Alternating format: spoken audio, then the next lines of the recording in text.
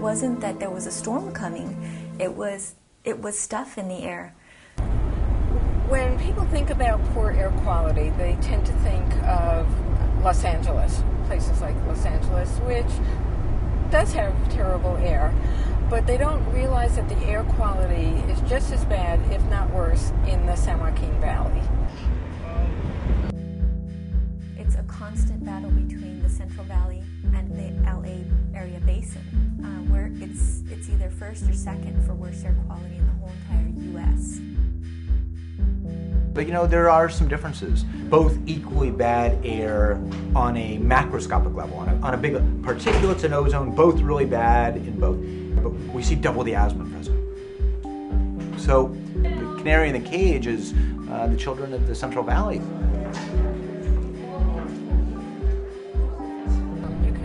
Walk down from one house to the other, and you'll find probably in every second or third house that there's a child with asthma. We've been in touch with Evie and her family, I guess, for about 6 months now. Well, this is Eva's inhaler. It's like, it helps her breathe better, kind of. And so we sat down and we just talked about what the situation is here. Children are a little bit more vulnerable because they breathe many more times in a day than an adult would, and they're a little bit more susceptible.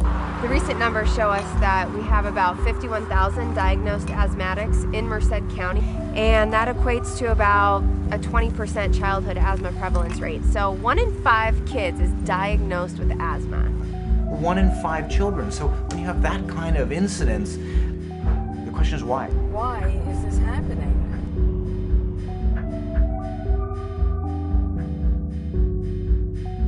Economy here in Central California is mostly based on agriculture. It's just huge. Avocados, peaches, almonds. So it's a different life from living like on a farm, like on a farm with cows and horses. We're talking living on a piece of land where they're picking the fruit, growing the fruit, and they're exposed to a lot more toxins that way. Pesticides specifically are very concerning. They cause a lot of chemical disruption of animal life and of plant life. We tend to see more problems when they're spraying, and there's a lot of fields around, agriculture fields, and they're spraying and they're dusting, and they're planting pretty much year round. I found stories of planes flying overhead, dropping pesticides without warning on the children as they're playing outside. This is going directly into their lungs. Like sometimes when you breathe, it kind of hurts because sometimes you breathe dust in, so it really hurts sometimes. Over the years, I've heard that same complaint over and over and over again. Lots of people having trouble breathing when that kind of spraying is happening. Can't breathe well and you start throwing up a lot. It can be a life or death situation, and unfortunately in some of the rural areas, the next hospital is an hour or 2 away, maybe even 3 hours. We're not just talking about wheezing and coughing, we're talking about the relationship between poverty and health. We've been termed the Appalachia of the West. We are very rural, we're very poor. It's important to look at us uniquely and to really reach out and help us. And the objective is to provide education to families and to children, and especially to those families and children that don't have as much access to high quality health care as we would like.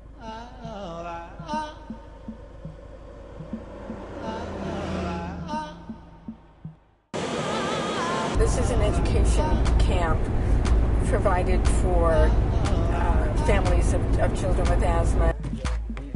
Oh, nice. Very nice. Eddie's mother was not able to go to camp. People that work in the fields don't know until the last minute if they're going to be working or not, and if they don't show up, they can lose their jobs. So what we did was we got the kids ready, put them in the car, and drove them to camp.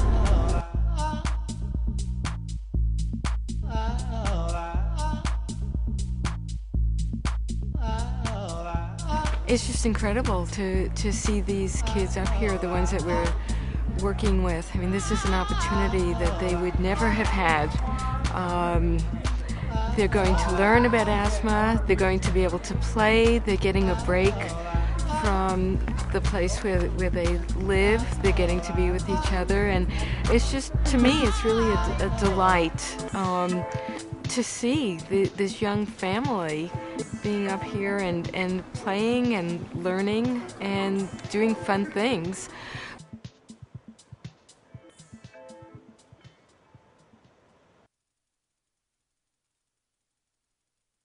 But this is a much bigger issue than just educating families. Pesticides, herbicides, all of the chemicals that are used in agriculture, obviously the way we live requires them to a certain extent. But when there are options, and there often are, those effects need to be looked at, and so many of those chemicals, which have such potential to both help and to harm, need to be examined in terms of their costs, and yes, the research needs to be done to safeguard and protect those children and us adults. This is not a problem that has to be accepted as it is. It is a problem that cannot be accepted as it is. We're raising generations of sick kids right now, and those translate into sick teenagers and sick adults. We have to look at this on a policy level, and there are definitely solutions. But really, it's going to take some good advocacy.